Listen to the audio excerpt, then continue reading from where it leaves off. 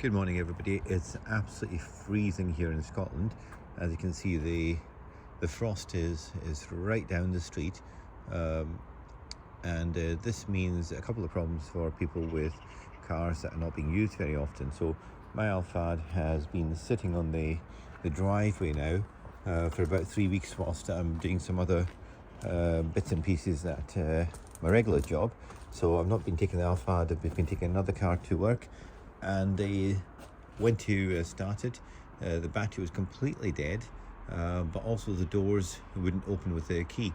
What I found out is that the key is connected to the electrical system. Now, back in the old days, you would just turn the key and it would open, but it can be quite tricky to turn that key and not snap it. Oh, that was quite a bit right there, and not snap it because of the motor is attached directly to it.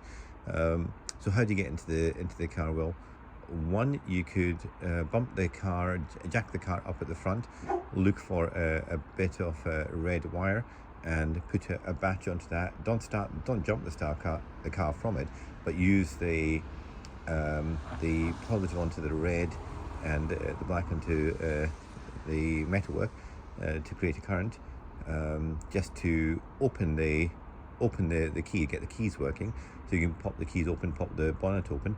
But the one that I prefer, which is a little bit easier, is if it's late at night and the car's locked and you've got time, just let the car sit overnight, wait till the morning, and the temperature will have gone up quite a bit, hopefully in the morning, and that will be enough for the battery to get some energy just to pop open the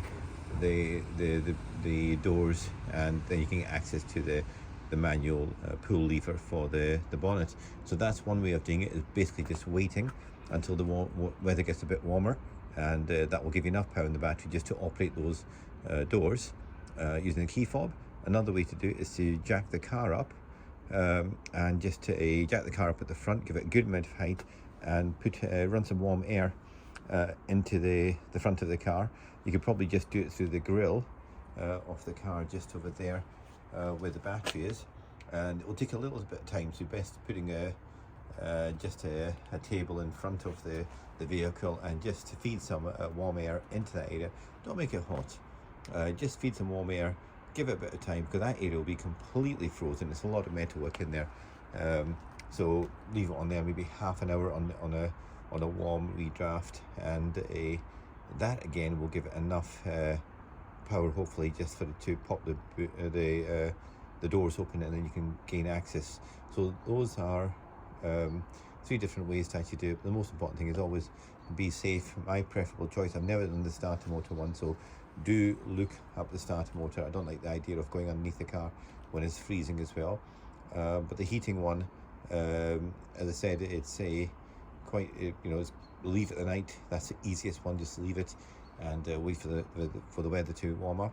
Try it then. And as I said, my next one would be to, if I needed the car a bit faster, would be just to use warm air and pop it up. Once you've got the battery out, you want to get yourself one of these chargers. This one is an old one from Alphard's, I believe. Yes, a Alphard's one, and it's a desulphinator, so it gives it very, very low power on it. When these batteries are discharged, they take a long time to get them up to a decent temperature. They need to be run after you've done that. You need to keep the car running so you don't have the same problem. The cars take a lot of energy during the winter period with the lights on, and also the heating's on. All the electrical the stuff that is going on takes a lot of energy, so you keep the cars running. Don't let them do what I do and just leave it. This car was standing for about, I think, almost 3 or 4 weeks, which is a big surprise for me. But it is what it is. We'll be back on the road now, back on the road, and I'll be using it regularly. So don't make the same mistake as myself, and keep the batteries charged up over the winter period.